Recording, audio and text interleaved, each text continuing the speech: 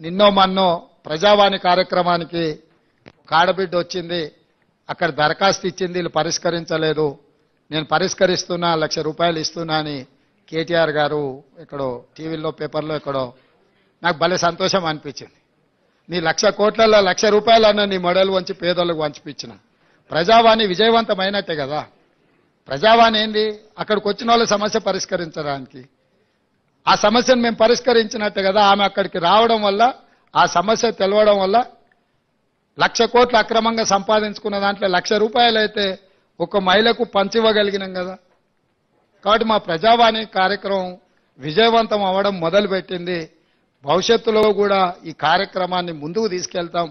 ఇంకా 99,999 కోట్ల రూపాయలు కేటీఆర్ దగ్గర ఉన్నాయి. 1,00,000 కోట్ల సంపాదనలో 1,00,000 పోయినా మిగతాది ఉంది కాబట్టి మిగతాయి కూడా పంచాల్సిన పరిస్థితి, పంచిపించాల్సిన గత్యంతరం లేని పరిస్థితి వాళ్లకు కల్పిస్తాం. తప్పకుండా పంచక తప్పదు.